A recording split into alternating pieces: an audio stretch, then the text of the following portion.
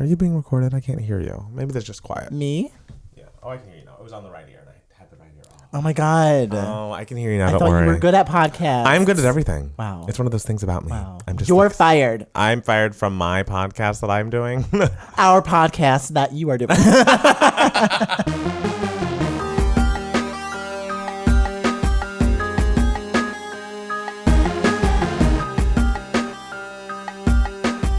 Hey everybody, welcome back to another Two Gay Mats podcast, podcast 3. Yes, it's number so 3. Exciting. I know, it's our junior year of podcasts. Of course, and junior year was the year with the most drama. Was it? Objectively, in high school, junior year is always the year with the most drama, and then senior year is the year where everyone is friends. That's how it was for me in high school and how it is in Mean Girls. Oh, well, junior year, I guess there was drama because I did not get the part in Les Mis that I wanted. That's dramatic. I can't believe it took us 3 episodes for me to mention that. I know. You're usually such a bitter Betty about that. I really open with it usually. But senior year, people came together, but I also started getting hives. So that was a tough year for me, too. Hives? Hives, yes. I thought you said high, and I was like, what? You started doing drugs? No, that was like when my Nintendo Wii got stolen from my apartment in New York, and I called the police, and they came over, and I was like, someone stole my Wii. And they're like, someone stole your weed? And I was like, no, I would not call you for that. That's amazing. Oh, what a life. You started getting hives senior year? I did, yeah. I started getting hives all over my body, and no one knew why. I guess they were stress-induced, but then I got them through freshman year of college, and I get them every once in a while, every few years, but haven't gotten them in a while. Knock on. He does, guys. It's really scary. It's bad.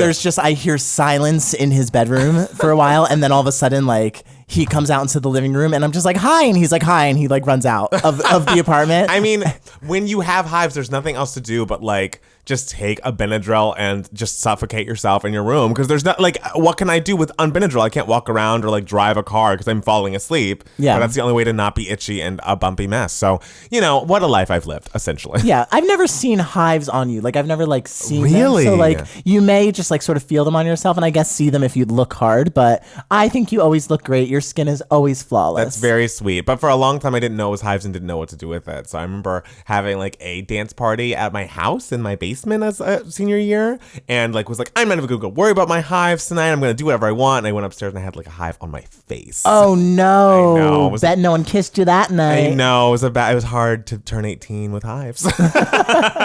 Guys, it was rough, but luckily we are now 19 and we're past through it. We just got through our 19th birthday. Matt Steele, how are you? How was your week? My week wasn't as good as last week. I know. But you know, I'm that's sorry. okay. I know because I'm your roommate, but I needed the people to know. Also, I'm just gonna say it again. Big Brother this week. Big Brother this week sucked. My moods for my week's ebb and flow with Big Brother. Yeah, and Big Brother's horrible now. I love that you're really doing your best to make this a Big Brother podcast. I really am. I know nothing about this. I'm sorry, but it's what's going to happen. You're going to talk about your Nintendo Switch, Wii, whatever it is. Oh my God. And I'm going to talk about Big Brother, guys. And this is us as Mandy Moore, Emmy nominee. Time Emmy nominee. Did you look that up after our podcast? I did, yes. And it was Golden Globes she got nominated for. I always thought it was an Emmy she got nominated for. Guys, we learned so much on the Two Gay Mats podcast. You do. I already knew that. So okay, well. Okay, so I guess should we jump right into News for Idiots? Let's do it. What was the news of the week, Matt Palmer? What was the news for the week? Well, firstly, last Sunday, in an episode that I just saw last night. Yeah, it took him a while to get to this. I did. When you're watching with someone, you have to wait for them, and so it'd be rude for me to watch without. Anyways, Big Little Lies has been finaled for season 2. I don't know if this is the last season. We thought last season was the last season. Yes, we did. So I don't know. I have a lot of mixed feelings about this. How did you feel about the finale? The finale was objectively the best episode of the season, without a doubt. Agreed. Something happened. Something happened. I don't think all the storylines were really wrapped up. I completely agree. That was an issue with season 2. Watch your water. It's about to tip off the coaster. Gosh, you don't want guys, we almost had an emergency at the Two Gay Mats podcast. That'd be the last podcast. I'm going to put it on the floor. Okay, great. Just for safety reasons. Sure. There's no wires on the floor where if your water spills, we'll electrocute ourselves. Yes, water. Water, baby. I learned how to say that. Central Jersey. I learned how to say it last night. Sorry, go on. Anyway, so yeah, there are a lot of things that happened in season 2 that never really were fully fleshed out or discussed. Like, what happened to Amabella's stress about like global warming? what happened with that? Yeah. I think what's her name? Shailene Woodley's story was just non-existent. It was very thin all season. And I felt bad for her because I feel like, not even shading her, but just all the other actresses on the show are just like huge, giant names that are like storied actresses. And of course you need someone younger to play this part. And she had a through line last season that really made her interesting. And this season it was like, I got bangs and this boyfriend. There was a really funny meme I saw on Twitter that was essentially like, Mary Louise, and it had her storyline, and Reese Witherspoon, and it had her storyline, Nicole Kidman, and it had her storyline, and then it was like Shailene Woodley, and then it had the video from Legally Blonde of the girl being like, I got bangs. That's amazing. I mean, and it's not really her fault, like, but it's just like I don't think she had much to do. I mean, I guess she got over her like issues with having sex post Perry, and Sure. So that's nice, but Yeah. I must say the storyline that I thought was the lamest wrap up was the Adam Scott, Reese Witherspoon, let's renew our vows. Like, bitch, that's the ending to all of this tension. Well, and it was so frustrating because that was their storyline the entire season, Yes. it felt, and Yes. I did not care about their marriage whatsoever. I cared Reese about it. Witherspoon is my favorite character on Big Little Lies, and the fact that that was her character's story arc for season 2 was so frustrating. I cared about it. I didn't care about it at all. And the fact that the way it played out was essentially every episode, there was a scene where she's like cutting up cucumbers or something, and they're like talking a little bit, and then she puts down the knife and she's like, so what's going on? Where are we? Da da da da da. Just talk to me. And Yeah. he's like, well, blah, blah, blah, blah, blah. And then it's the same cycle and over again. And then it finally just ended with him sitting her down being like, we have to renew our vows. Oh. It's like, oh, And if God. you've ever watched a housewife show and saw someone renew their vows, that just means you're getting divorced in a year. Like, it doesn't, like, it's really just an omen that's negative. And I don't know, it just seemed like such a wimpy ending to that storyline. But, of course, Meryl on the stand. Holy shit, guys. I guarantee you she had it in her contract. She was like, I will do this season of Big Little Lies if I get a courtroom scene. And because if she there's did. one thing Meryl Streep is amazing at, it is a vulnerable courtroom scene. Oh, is that what happened in that movie where she had to pick between her two kids or whatever? Kramer versus Kramer, A Cry in the Dark, Darling, which is one of my favorite Meryl performances and one of my favorite Meryl movies, period. Okay. And she delivered so She was splendidly. unbelievable. Unbelievable Like, in Nicole that Kidman scene. was a valid, I almost said opponent, because it does seem like they're acting against each other. But, like, they worked very well together. But, like, Meryl, just, like, the emotion on her face, the shaking in her voice, the tears, gasp, the gasp the when teeth. she like stood up and gasped, the teeth, the teeth, the gasp, I gasped, the teeth. Just incredible, so fun. And the great thing about Meryl's performance is it's not like a Laura Dern, who's also incredible on the course. show, but who just has such great moments throughout and everything. Right. With Meryl, it was such a build and Yes. a build and a build, and you're just like, I know this incredible acting moment's coming, and it did come. And I'm going to say something really controversial. Oh, my God. We're going to get our podcast in trouble. Go on. Mary Louise was right.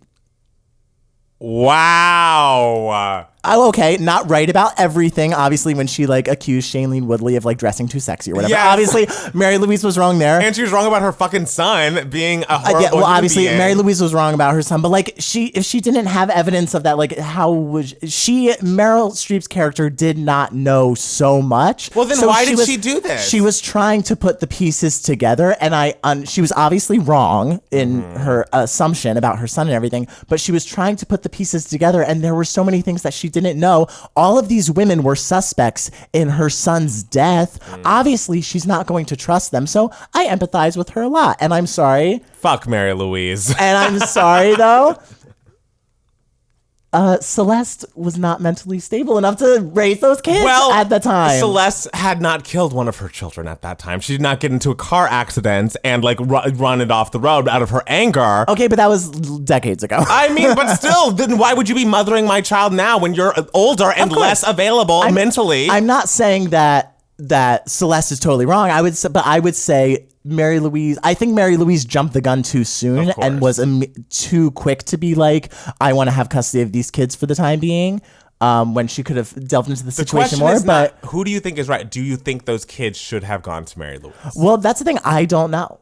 I don't. Wow. I I'm if I was a actively judge, a no. if I was a judge, I would I would have a hard time deciding. That's my point. Because Mary Louise, I think, gets written off as a villain too quickly, and I really don't think she is. She's an absolute villain. I don't think so at all. I abhor her. She was trying, like, Nicole was going through it.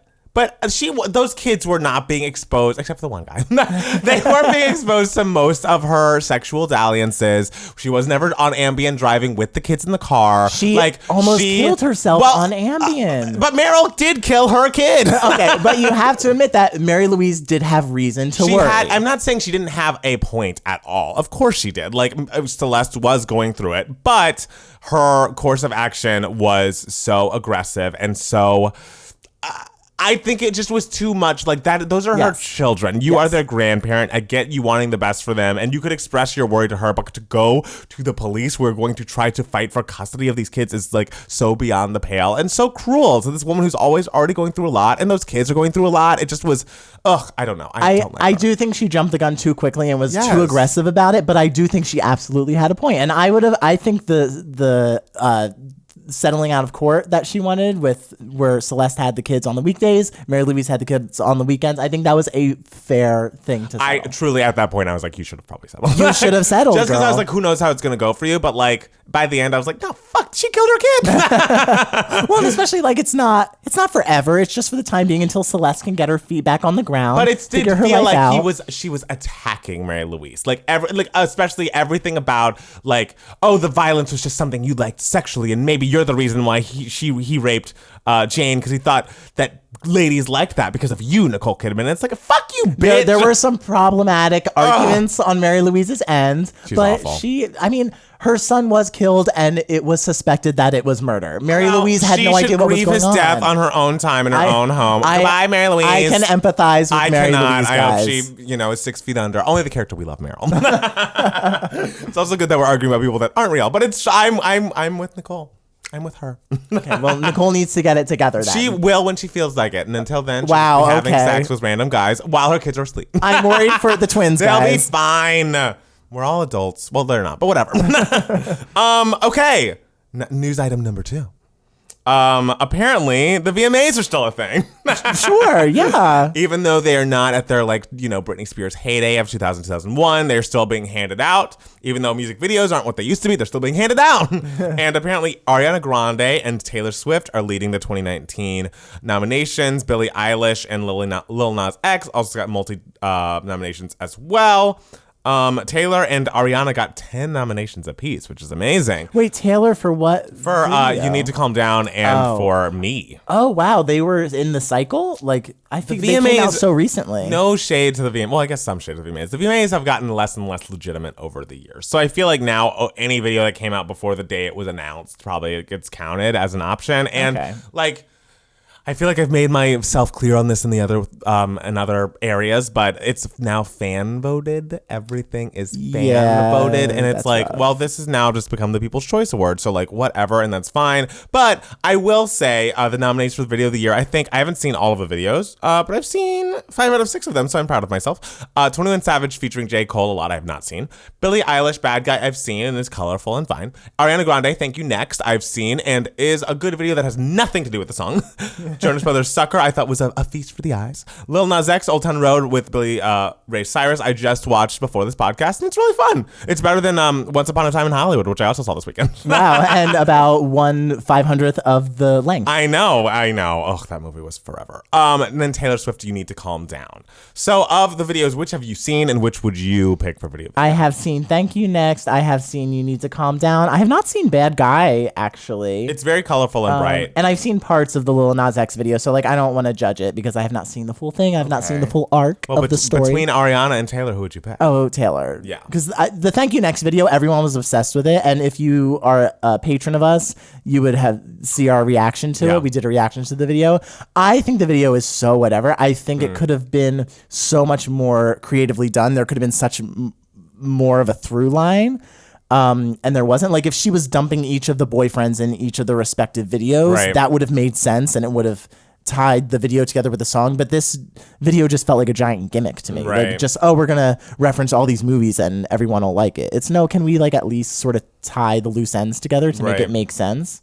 I mean, yeah, no, I completely understand that and agree with it. It just was like a lot of old references, and like that's cute, and we like that, but Sure. it just didn't tie to the song as well as I would have liked. I think I would vote for maybe Old Town Road or You Need to Calm Down. Old Town Road, I think makes a little bit more sense narrative wise, but it's maybe I don't know what the point of the VMAs is at this point. Like, do you want the best video really, or do you want like the best song with a good video attached to it? Things have changed so much as far as music videos go, and People are just going to vote for their favorite singer. I forgot that it was all voted. So on. Anyways, this conversation does not matter at all. None of this matters because this award show doesn't matter. And it's just so sad. Well, maybe I'm hoping maybe that the performances will be really good, because back in the day, that was what we fought for. Loved a good performance. But I feel like the years that Beyonce is not performing at the VMAs lately have been very whatever. But that time Rihanna did like 5 performances. It was fun. Yeah. But then Beyonce performed the exact same day. Oh, it was right. like, and it was like, oh.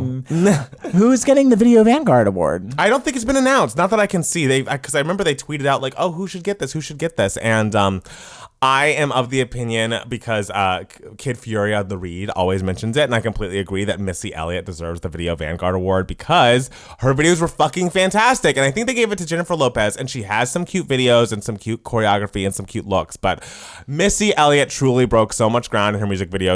My boyfriend had not seen a music video before we started dating, and so I made a list of 30 for us to watch together. Yeah, repeat that sentence. I know. Again. He had not seen a music video before we started dating. A music video. Everyone has different histories, so I had to let him into my world, and I had to throw in the Get Your Freak On video from Missy, and it was just, there were so many Missy options I could have chosen from, and when I was going back to compile that list, I was like, wow, she really has so many great videos. And I just want her to be recognized because she's such a queen, such a talent, and I feel like she's a bit underappreciated, especially in the conversation of female rap, because everyone's like, oh, Nicki and Cardi, and like before this there were no female rappers. It's like, oh, well, Missy, yeah, like hello, you're all crazy if you say that. Right.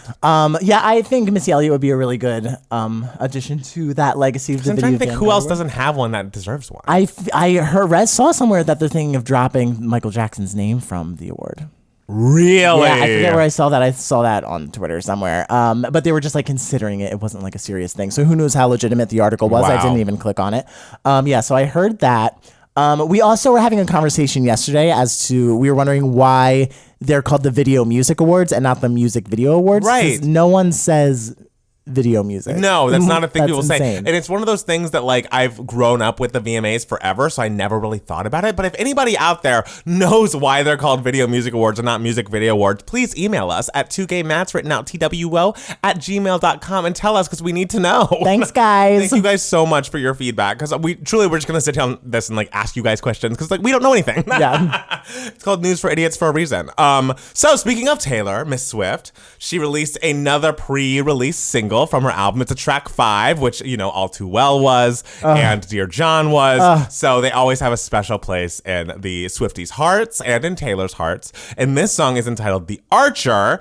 And I feel like I have read reviews of The Archer that, you know, are very glowing and very amazing. It is quite the lyric. I think it's interesting that she admits that, you know, she has been the person to be the attacker in things, and she's also been the victim of things.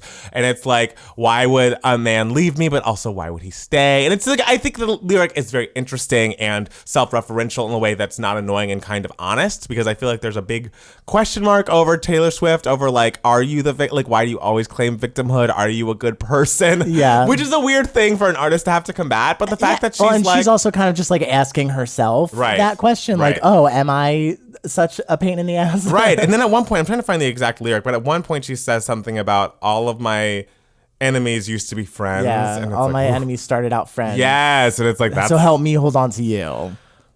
Which is a nice thing to say to someone. Like, I want to hold on to you. Right. Because, you know, you'll probably turn out to be my enemy at the end. Or just like she's wondering, is she the problem? And I think that's really an interesting lyrical standpoint for her at this point in her career.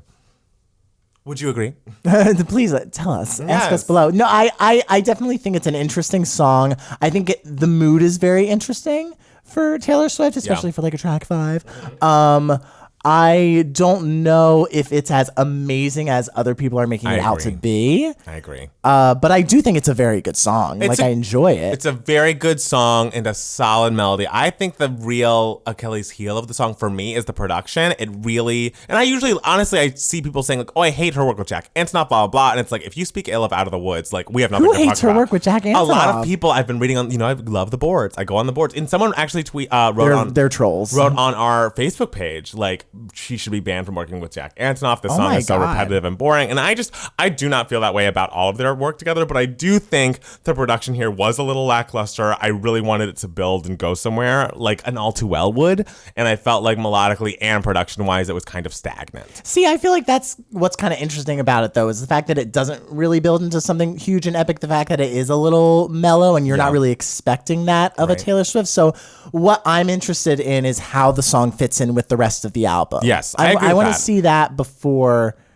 I sort of make a final judgment on it. No, I agree. I think maybe in context, we'll be able to understand the song more sonically. Once we hear what the whole album sounds like. Right. And I mean, we're only a month away, less than a month away from a new 18-track Taylor Swift album. I can't wait. I hope 3 of those tracks aren't like voicemails or whatever. Because she loves doing like a voice recording of when I was first writing the song, which I guess is interesting, but like, don't beef up your album with that. I want real songs. I mean, if it's only 3 tracks that are voicemail things, that's still 15 tracks. I want 18 songs. Okay, but I'm just worried, like, if it's a whole 18, like, some of those songs might not be as good as the others. I mean, we already heard Me. Wow, Me is cute. Me is and cute fun. and fine. Yes, no, it is fun. I think of the 3 songs, You Need to Calm Down is still my favorite. Yeah. But I just think she can write a great pop song. I'm never going to give up on Taylor, guys. I'm just not. I'm a Swiftie. Something I am missing a little bit about The Archer that's different from her other track 5s, besides like Delicate. But I like Delicate a lot. Delicate too. Delicate's objectively one of the best songs on Reputation. Not that video though. But I feel like we're losing sort of the specificity with lyrics and storytelling, like talking about something specific. Like, I miss it was 3 a.m.s on a Tuesday and you walk with your hands in your pockets. Yes. And the way you shook my dad's hand and everything. So I kind of like how The Archer is a little more broad a little bit, but I am missing that with her newer music in general. That's kind of just a general note about her music. I think the transition to pop has also transitioned her into being a little less specific lyrically, which I think is the Taylor Swift problem. I think she really balanced it pretty well on 1989. Things were still a little less specific, but Blank Space is so specific. There are songs on that album that even if they are pop leaning, tell such a specific story. And I felt like on Reputation and on a couple of these songs that have come out for Lover, it seems like that's what's missing. And I get that country clearly lends itself to a storytelling, like song writing style more so than pop does. But like Taylor, you got to play to your strengths. Whether you want to be a pop girl or a country girl, we want to hear a story. Yeah, right? Because that is why everyone fell in love with you to begin with. It's because you're so good at that. It's like, yes, I want to know about July 9th when he got off the plane. Exactly. July 9th. Because we all remember the dates when he got off the plane. I mean, you do. I don't remember anyone's date at all. I forget their names even. Okay. There also was a news story that you're going to need to take the lead on because I'm still a little unclear about it.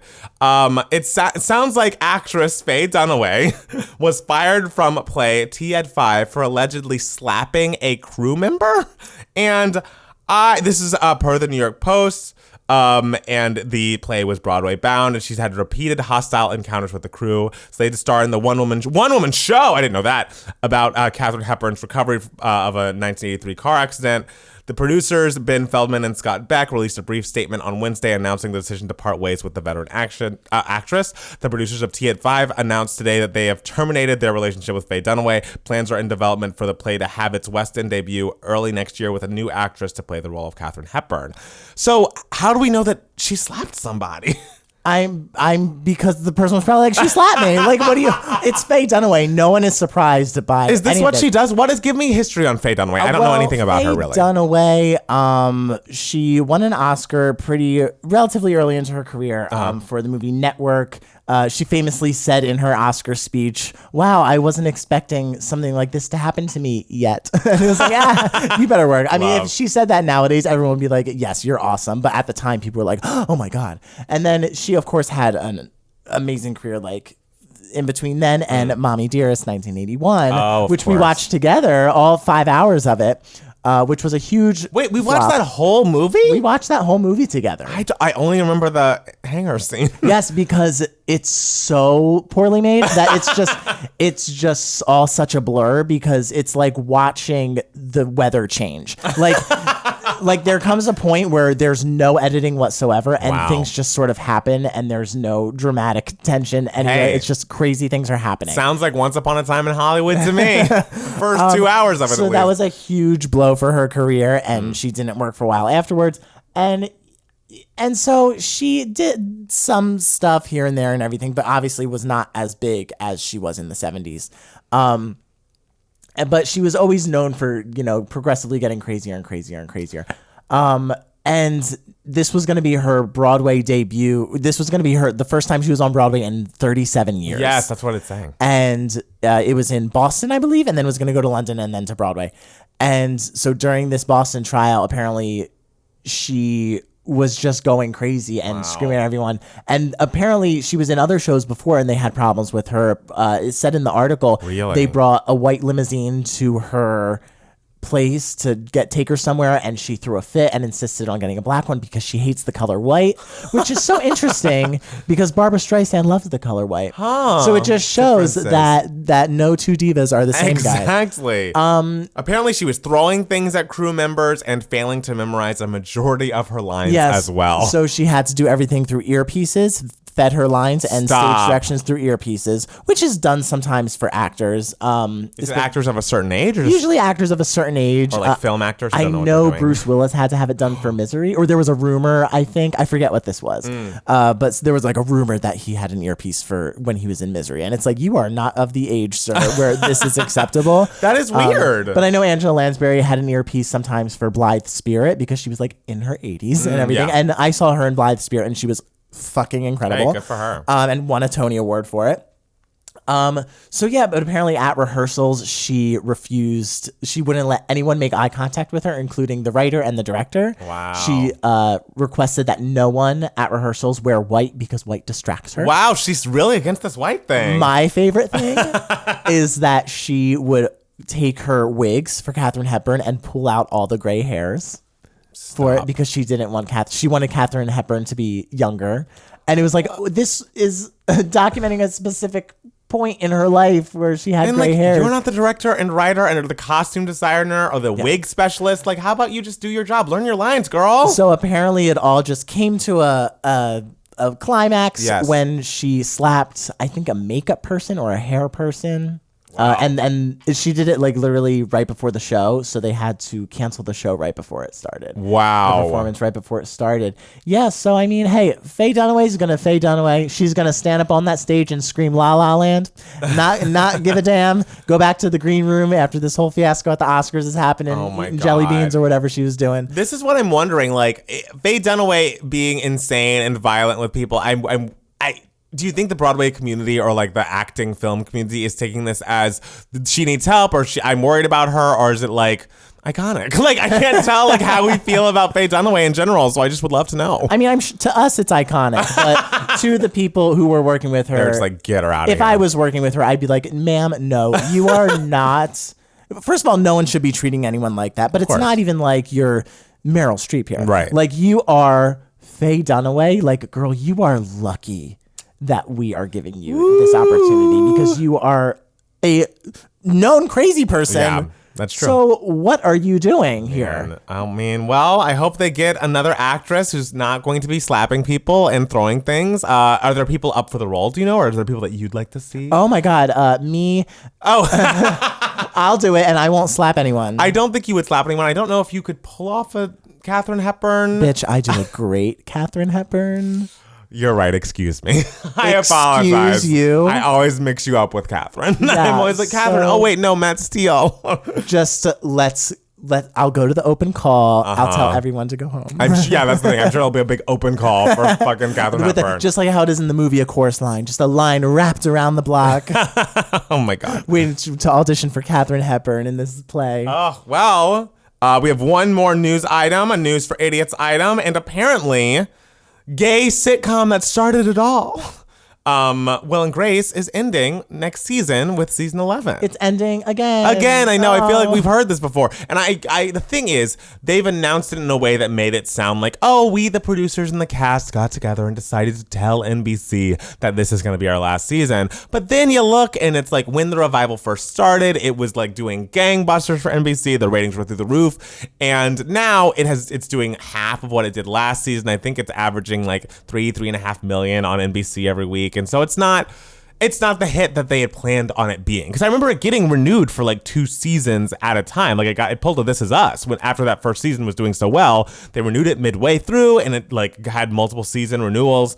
So I don't know if I buy that they've decided that it's ending or that it's gotten canceled. I mean, honestly, I was blown away when it got 2 seasons renewed. Really? Yeah, I figured it would just be a 1-season revival. Right. This is it. Because I'm not shocked at all that the numbers dropped so significantly after the first season. Right, because in fairness, we were watching the first season. We're not watching, or I was watching the first season. I'm not watching anymore. Because I figured it came back as a novelty thing. Right, or like a nostalgia, like, oh, look at this thing. Yeah, like, remember when? I think it should have sort of stayed like that. I feel like that would have been I guess like it's not that it shouldn't have been renewed for 2 more seasons. Like, why not? It's great. It's Will and Grace. We love having it. But I'm just not surprised that the other 2 seasons were not as successful. Right. And also, I think they were paying the cast so much money because they're so irreplaceable that it was kind of an expensive show to make. Like, I feel like it's not easy to be paying Deborah Messing like what, $350,000 or $500,000 an episode, something crazy like that. Like, so I get that if it's not doing giant, huge first season numbers, not doing like This Is Us numbers, you can't just like keep it on the air. But I hear that it's actually still good. Like, of course it is. It's Will and Grace. Yes, I hear that the writing is still solid, and like I enjoyed the 1 season I watched when it was back, and it was great. It was great, and I kind of wanted to keep watching. I don't know why I fell off. I feel like I'm part of the problem, but I wanted to see how. I forget what's Ross's real name on Friends. David Schwimmer. How his character was going to be evolved, because I'm a Friends head and I'm a big Ross head specifically. So I wanted to see, he was kind of like the angry guy that Deborah Messing ended up dating, and I wanted to see how that all played out, and I didn't keep up with it. So yeah, I mean, congratulations to Will and Grace for being the one reboot to really be successful. Yeah, successful and good. Like, are there any other TV shows that I think that? Fuller House is still on. Fuller House is still on. I forgot about that. Fucking awful. Like, I can't imagine sitting down to watch an episode of Fuller House. And honestly, Full House was of its time. Like, I couldn't imagine going back and watching Full House at this time, but especially Fuller House. Well, it's also hard because Fuller House is Netflix, isn't it? Yes. And Will and Grace is NBC. It's network. So good for Will and Grace. Yeah, I agree. It's harder to keep a show like on network, I feel. And especially a reboot, like good for them. A reboot with a bunch of gays. We stand. I think I say they should pat themselves on the back for a job well done. Yes. Another 3 seasons that everyone can enjoy. Right. A lovely addition to the show, and I think that guy Brian Jordan Alvarez is still on it as Jack's husband, and I love him on the internet, and I love his series Caleb Gallo, which I know you thought was weird. It's a little weird for me. Oh, I loved it though. I think he's so funny, and so I think that was still. He is very funny. The series is weird. You can't deny this, but I mean that's its appeal. But like, it's weird. I like that it's weird. I don't know. I just hope this opens more doors for him, because I want to see him on it. Because he was also in Special, that Netflix show with Ryan O'Connell, and he was very good in that. He was playing a prostitute, and he was great. Yeah, he's really funny. He's very funny, and also Special. I don't know if you didn't watch Special, did you? On I Netflix? didn't. No. It's very good, very funny, and he got nominated for an Emmy because they had nominated some short form Emmy that wound up being his show got nominated as a short form Emmy category, and I think the lead actress got nominated, but he didn't get nominated for actor until some actor actually got disqualified because their show wasn't long enough to count as a short form nominee, and so that actor got disqualified, and then Ryan got a nomination for best actor in a short form, and it's like, yes, wow, I will take it. Good for you. We love an underdog story. Sorry, that was an aside, but I'm excited for him. I'm a big fan of his, and I just want everyone to do well. Everyone will do well. The cast of Will and Grace will do fine. David Schwimmer is swimming in money. They're true. all gonna be fine. It's true. And I mean, I appreciate them all very much. So, all right, I guess now would be a good time to take a little break, but we'll be back soon with more Two Gay Mats podcast. All right, y'all, welcome back to the Two Gay Mats podcast. And this week we got an email. Oh my God, I love an email. It makes us feel so special. It does. And this email, we just wanted to answer because there was a question in said email about what to do next in their life. A question and a compliment. So I'm also gonna read the compliment. I was going to say, are you going to read everything? Okay, Of great. course I am. So who's it from? Our king. It's from our King Robbie, Who's been a patron. We love. It says, "Hi guys," waving emoji. "Just listened to the first podcast whilst on my way to university, and it was very entertaining. And at the end, you guys mentioned that you're open to suggestions for things to talk about, segments, etc." Yes. We are, Robbie. Thank you. I actually just recently discovered Madonna through listening to Ray of Light and my Confessions God. on a Dance Floor. We love a young, educated Two Gay Mats. Absolutely. And I'm unsure of what to listen to next. I remember in one of your videos, Matt S. mentioned that he went through Madonna's discography in full and chronologically. And I presume Matt P. is well versed in Madonna's discography. So I was just looking for advice on where to go next. Should I go chronologically? Is there albums I shouldn't bother with? What's your thoughts on Madam X? Which a lot of people have asked us to give our thoughts on Madam X, and we have yet to do it. We have not. Also, if I had any suggestions for segments, the first thing that came to my mind was a music dedicated segment, just talking about new releases that week and maybe even what albums and songs you have been listening to recently. Oh, Best love. of luck with the podcast, Robbie. Thank you, Robbie. Thank you, Robbie. We could do. We talked about the big song that sort of came out this week, The Archer. Yes, and I have a new Music Monday moment in my Giving Me Moments, darling. So I know. All I right. can't So wait to Robbie express. is coming. Yes, he through. inspired me. So oh my thank God. you for the inspiration. So about the Madonna question, I actually, of the two of us, am the only one who has listened to Madonna's entire discography. That is true. It was a real long 2 weeks. Because let me tell you, Madonna has a lot of albums. Yes. And there is a lot to go through. Yes. Because they are ever changing. So many decisions are made. And it's a really fascinating thing. So I can't listen to someone's discography out if I don't know their discography. If it's my introduction to their discography, I have to listen to it chronologically just because I love a timeline. You know, I do. love following You love the a date. timeline. I love knowing where things went, when, and why. But you did listen to the right two albums That's the first. thing is like you listen to the best one, so it's hard to give you another place to go. Although, honestly, I would put True Blue over Confessions on a Dance Floor. That's just me. That might just be you. I need to listen to that. I don't know that I've ever listened to that in full. So, Robbie, since you're not starting chronologically, we can go wherever. I would say if you haven't listened to one of her 80s albums, which you have to, it has to be one of your next ones to listen to, I would say. It would be either True Blue, which I feel like is her most consistent album of the 80s, or Like a Prayer, which isn't as consistent, but definitely has some crazy fun Madonna choices that Madonna is known for. So either one of those albums, I would say, is good to listen to next. I am of the opinion, and I don't know this, again, I've not listened through all of her old discography, but I'm of the opinion that until Ray of Light, she always felt to me a bit more like a singles artist. Like it's kind of like, no shade, we love Whitney Houston, but vocally, she's always been a masterclass. But song-wise, she would have really, really great singles, and then these album tracks were like, woo, miracle, my God, what is this? And so my opinion there is, since we're just starting with the high level, if you don't want to do it chronologically, go to the Immaculate Collection just to hear what 80s Madonna was about, because I feel like now you know what the reinvention was about. You know about the 2000 Confessions disco reinvention as well. If you got to know the basis of Madonna, to have all of the Immaculate Collection, which is truly one of the best greatest hits albums of all time, I would say. All of those songs are ginormous hits that just like live in the ether, and it's like I've played it for people and they're like, I didn't even know this was Madonna. And it's like, yeah, she defined that sound in so many ways on so many singles, and you will just be blown away about how many songs you already know. Yeah, if you don't know Madonna's music overly, the Immaculate Collection is the most logical thing to listen to, because it's all of not just her best songs, but like some of the greatest songs that have ever been some made. of the greatest pop songs you'll ever hear. You listen to it and you're just like, wow, what a goddamn star. So young and early into her career. The fact that she had a greatest hits album, like, right. What? However many 8 years? Like crazy. Insane. I will say your point about her being a singles artist is only true for her first two albums. Okay. Then she gets to True Blue and Like a Prayer, which are definitely albums to me. The first two albums, Madonna and what's the second? Like a Virgin, are definitely, the singles are excellent, but the album tracks are just like, this is fine. Yeah. But I'm telling you, True Blue is really wonderful. I'm gonna listen to it. And Like a Prayer is just kind of crazy sometimes. like a Prayer is really, really fun.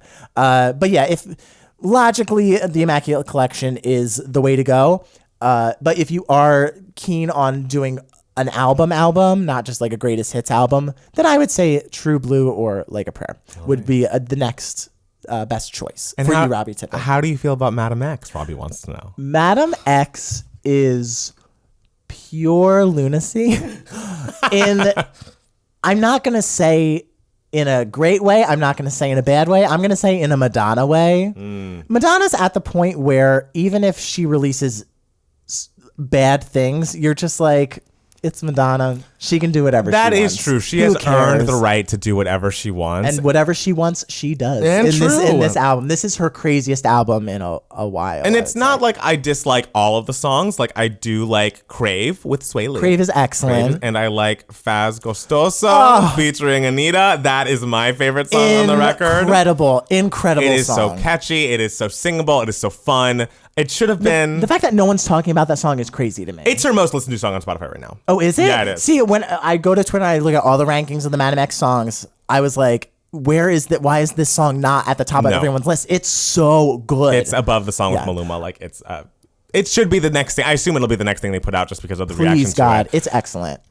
This album is very tough for me because so much of it, I guess the thought is like, since she has an X over her mouth, she's like singing through a muzzle or through grills or something, and like you can barely hear what she's saying. And and Madonna's always been accused of this, but I felt like there are moments in this that are so plainly grasping at a youth that she's not a part of. And it's like, not to be ageist, but it's like, I would rather hear you do something that feels more natural to you than try to grasp onto the sounds of today. Because, like, it's nice to do a little bit of that, but like you haven't, I don't know, it just doesn't come off as naturally as it does with Mariah, who's been trying to integrate hip hop into her music since 1995. You know what I mean? Like, it's just, I don't know.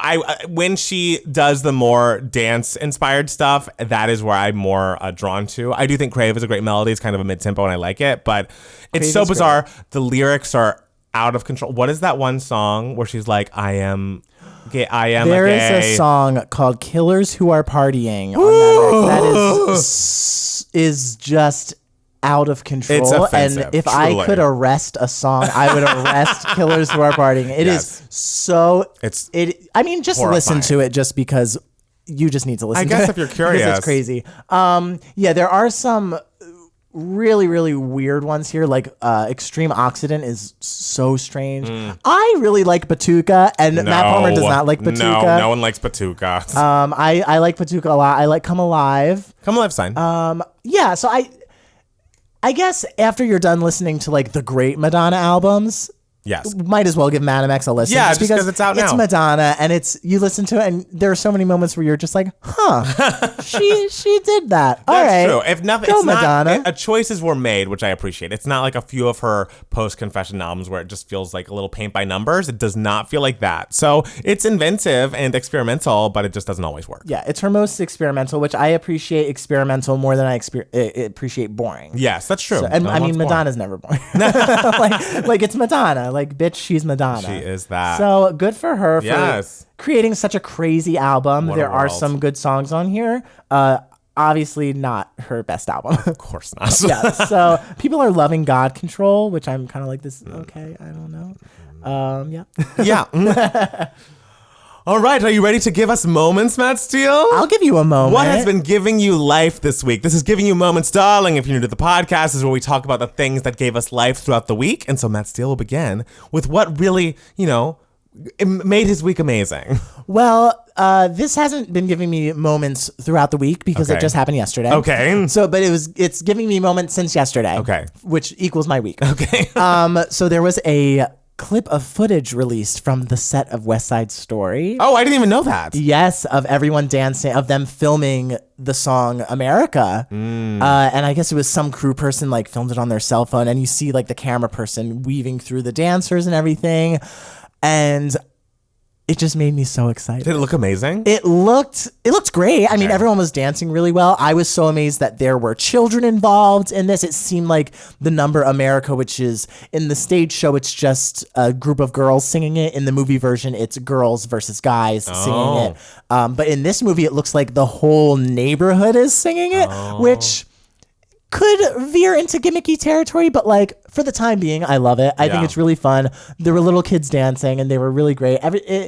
It just sort of made me think this West Side Story movie isn't needed. It's not needed, but God damn it, if someone's willing to throw money at it, I will take it. Yes, watch it. How many reboots of Spider-Man are we going to have to sit through? A million, until we're out of like young, attractive white boys. Which will be until the end of time. True. So you know what? This new West Side Story, it's not going to be as good as the original movie, but you know what? Maybe it is. Who knows? I'll see. Steven Spielberg is an amazing director. I'm not one to judge until I see the movie. Don't count him out. Don't count him out. He's Steven Spielberg. Yes. God. But you know what? Why not? Like, I'm willing to sit through another West Side Story. It's a great musical. I'm excited to see what happens with it. I've never seen it. I guess I need to watch the 60s the original movie first. version. Okay, I'll watch the original because movie that first. is an incredible movie. But yeah, I go back and forth on, was this needed? Was it not needed? And my determination after seeing this video was, it wasn't needed, but like, why the hell not? Why the hell not? It's West Side Story. People love it. Yeah, people love it. I love a musical movie. I'm here for it. Let's go. Let's go. Well, the things that have given me moments, darling, this week, they're going to be two, but they're going to be short, so no one worry. The first is a New Music Monday, which was inspired by Robbie. Thank you again. And I feel like the song is not new, especially worldwide, but I just heard it on the radio for the first time. I don't listen to the radio much, so this was a surprising thing for me to even be listening. But there's an artist by the name of Lewis Capaldi. Have you heard of him? I've never heard that name in my life. He has a beautiful song entitled Someone You Loved, and truly, it's as Someone Like You ripoff. It's just him and a piano, and it's like a song about being brokenhearted and broken up with. The piano riff even sounds a little like Someone Like You. But if you're gonna rip off a great song and make another great song, I don't hate it. And his voice is like raspy and cool in that way, and he's really, really singing, which I think if I had to like say exactly what my issue with like music today is, it's the lack of the real vocal behind it. I just love a vocalist who's really, really singing, and so hearing Lewis Capaldi being a new artist that's having a big hit worldwide with a song that's such a ballad and such like a heart wrencher, and he's really, really singing is I don't know, it's good, it's inspiring, and I don't know. I felt like it's more inventive than like no shade to Sam Smith, but Sam Smith Stay With Me, which felt much more paint by numbers than this song feels. This song feels really genuine, even if it feels like water that we've tread before. I would definitely give it a listen if you could be into that. It's like West Side Story. It's like, is it a ripoff? Sure. Well, yes. not like a ripoff, but like, is it sort of like a remake of what we've done before? Yes. Of course, but like, sure. It works. It's works. great. Let's do it. People it's not going to kill anyone. The next time you watch The Voice, some like 3 to 5 men will be doing the song as their audition song. It's clearly just like a vocal piece for a guy that is a heart wrencher, and you know, I can't hate on that. I'll take it. You know, and number 2 was actually going to be my Giving You Moments, Darling last week, but I had forgotten it. So wow. I'm gonna move it to this week because it still is happening. I don't know if there are any Bachelorette fans out there, but this entire season has been marred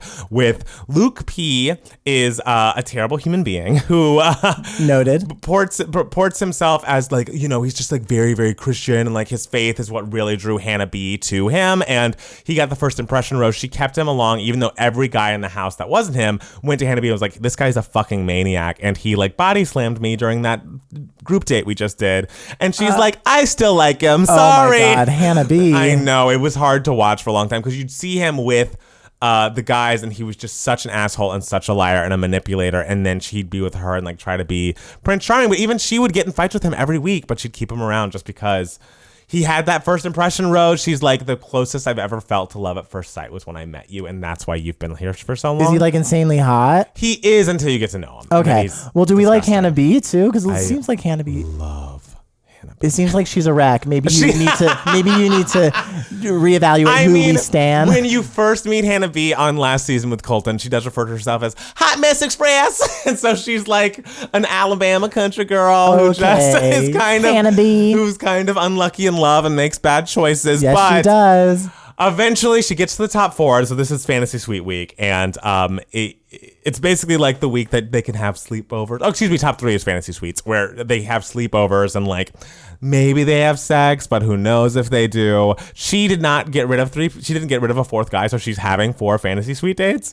And then he's the last one, Luke P is. He sits her down for their dinner, and she's so excited because they have such a strong physical connection. She's excited to spend the night with him. And so he's just like, okay, well, first things first.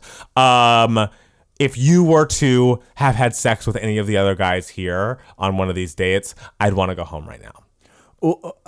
Luke. And so she is just like, kind of takes it in and is like, well, actually that like makes me really mad. No, that like makes me really mad. And so she like gets up. Wait, I'm mad. And she like really has to realize that she's upset. But honestly, she's a person that when she was first doing The Bachelorette, it was like, ooh, I don't know if she's like, I don't know if that she gets her words out quickly enough to be good at this, but she gets up and she tears into him and she's like, you are not my husband. You do not own me. It is my body and I can do what I want with it. And he's like, you sit back down. You owe me, blah, blah, blah. She's like, I don't owe you anything at this point. And he like won't leave. He tries to do what he does every time he gets kicked off the show and just like use his big blue eyes and like his like muscle arms to like forgive her. And she's like, no, you have to leave right now. And he's like, won't get in the van. She's like, well, what if I told you that I had sex with one of those guys in the windmill twice? Would you want to leave then? Wow. Yes, bitch. That's it was amazing. It was so, and then he finally left. He showed back up again and like was like, I forgive you for your mistakes. And Whoa. He's just a garbage person. This last week was like the Men Tell All, where all the guys that have been kicked off so far come back and talk about the season. And he essentially said, I wouldn't have changed anything I did. Wow. He's like a maniac. I mean, I assume now Hannah B just kept Luke around because the show wanted Luke to be kept around for the drama, to have a big climactic moment like that. You think that? I don't. Really? I'm like, no.